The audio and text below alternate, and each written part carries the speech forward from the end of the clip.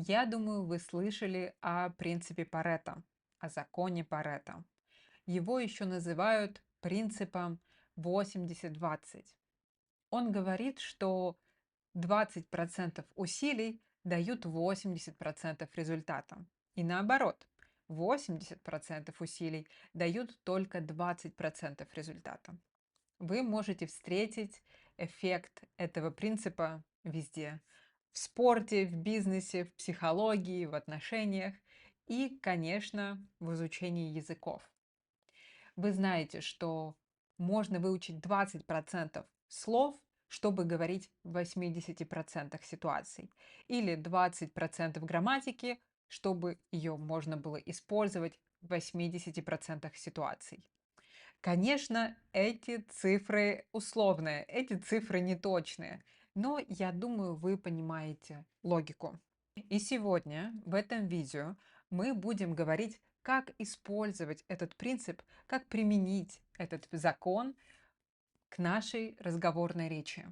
Какие 20% тем нам нужно тренировать, чтобы чувствовать себя комфортно, уверенно в 80% ситуаций. Мы сегодня будем говорить о смолтоке. В русском языке даже нет такого слова. Конечно, есть выражение разговоры ни о чем или повседневные разговоры. В общем, если вы знаете лучший эквивалент, лучший перевод, скажите, пожалуйста, в комментариях.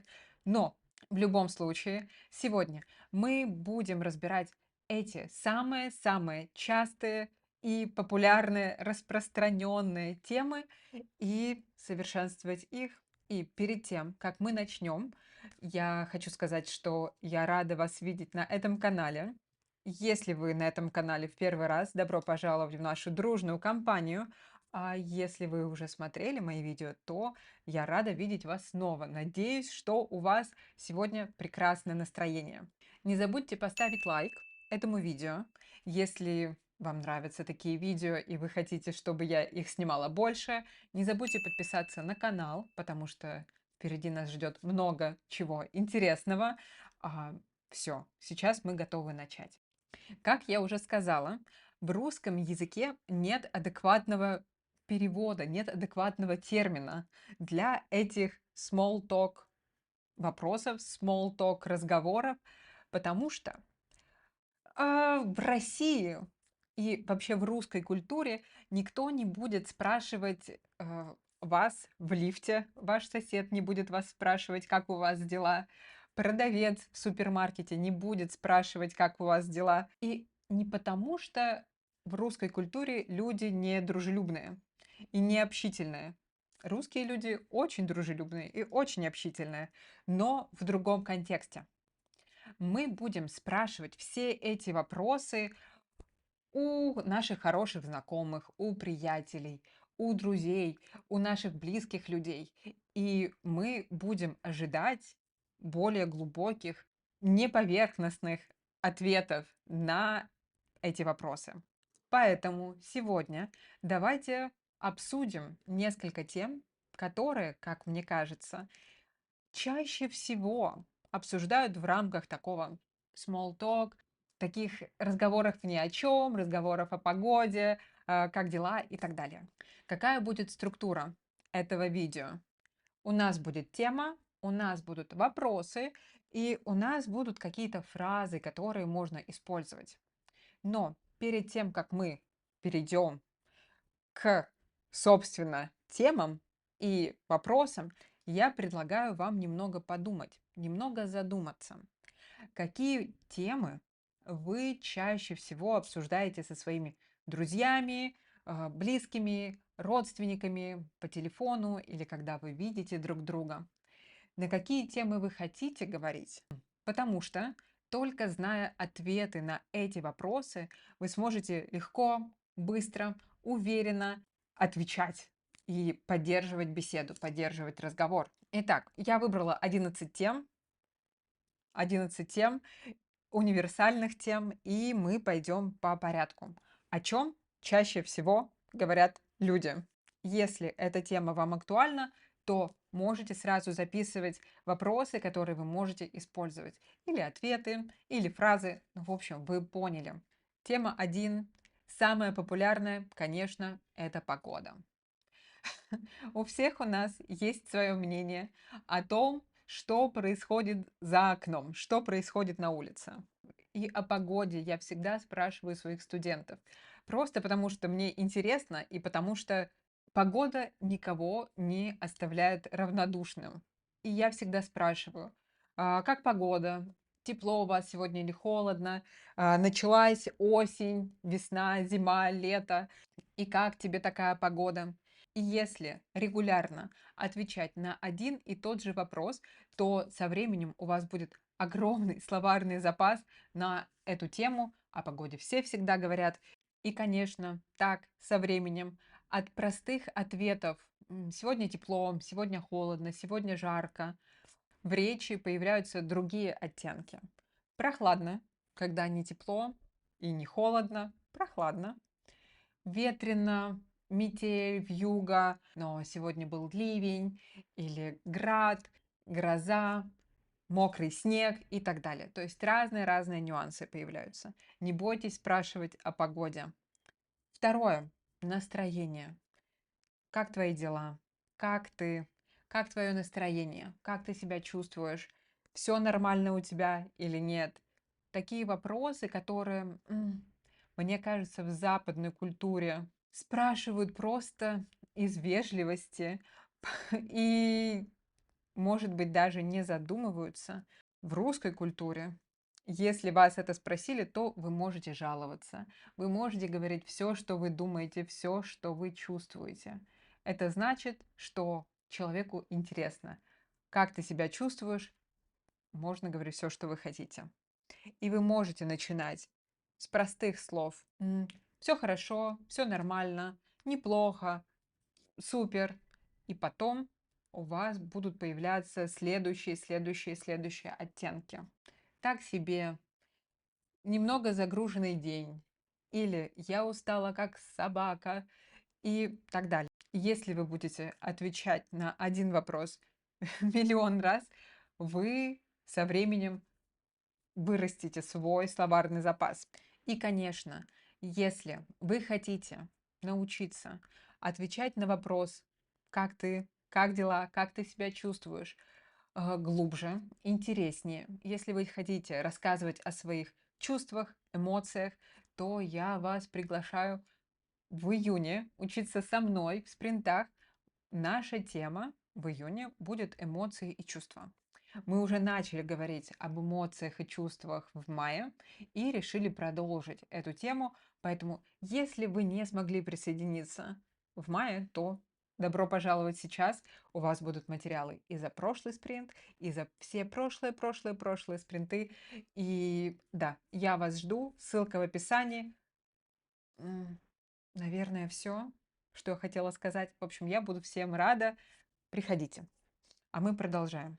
Третья тема. О чем всегда спрашивают, о чем всегда говорят. О работе или об учебе. Как дела на работе? У тебя сейчас много дел или нет? Все ли ты успеваешь? Как ты себя чувствуешь? Опять этот вопрос. И здесь тоже огромное пространство вариантов. Можно начинать от «все нормально, неплохо», о чем мы уже говорили. И со временем, когда вы будете делать свой словарь на эту тему, у вас появятся такие слова, как «сегодня был завал» или «у меня завал на работе», «я устал как собака», я уже сказала, «все спокойно» и так далее. Тема 4 – это планы. Что ты будешь делать в выходные? Что ты планируешь делать? Что ты делал в выходные? Куда поедете в отпуск? Занятый сегодня или нет? Что ты планируешь в выходные? Какие планы на выходные? Что будешь делать? Что ты делал в выходные? Где вы были в выходные? Хотите вы пойти куда-нибудь или нет? И обычно у всех у нас плюс-минус одинаковая жизнь. Я думаю, что практически все люди знают, что они будут делать на следующей неделе и через неделю, и через 2 недели, и через 3 недели. Плюс-минус, приблизительно. Поэтому это великолепный шанс, великолепная возможность увеличить свой словарный запас, грамматический запас, исследуя эту тему планов. Что вы будете делать, что вы планируете делать. Здесь о чем мы говорим, какие могут быть ответы.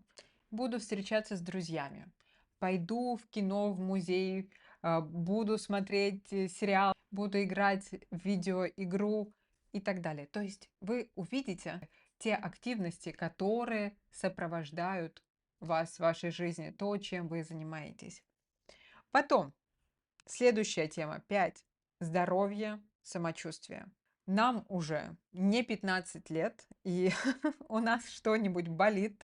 Поэтому как здоровье, как самочувствие, как ты себя чувствуешь и так далее.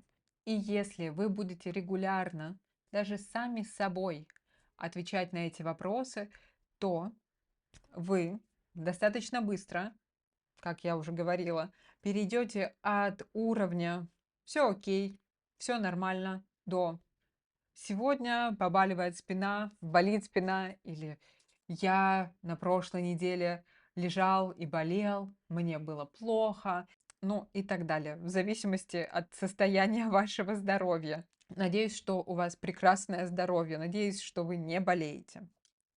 Следующая тема, тема 6. Еда, напитки, рекомендации.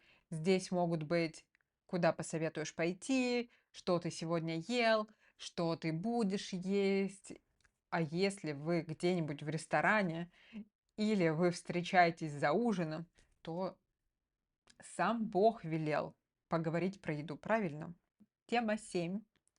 Путешествия. Кто где был последний раз и здесь. Какие вопросы?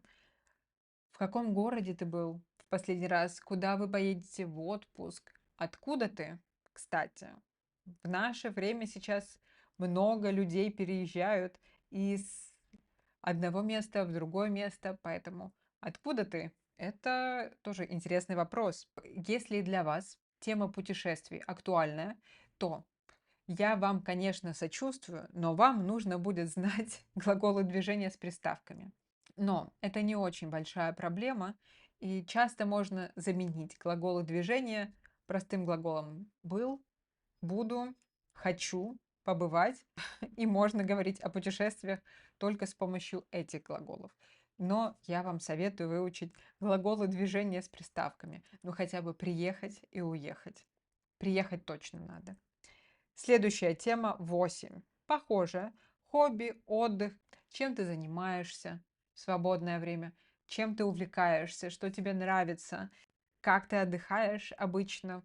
Если у вас есть какое-нибудь хобби, увлечение, пожалуйста, пожалуйста, пожалуйста, смотрите на YouTube разные видео на эту тему. Если вам нравятся шахматы, если вам нравится кулинария, если вам нравится музыка, смотрите видео на эти темы. И не просто смотрите эти видео. Вы можете делать транскрипты к этим видео с помощью искусственного интеллекта.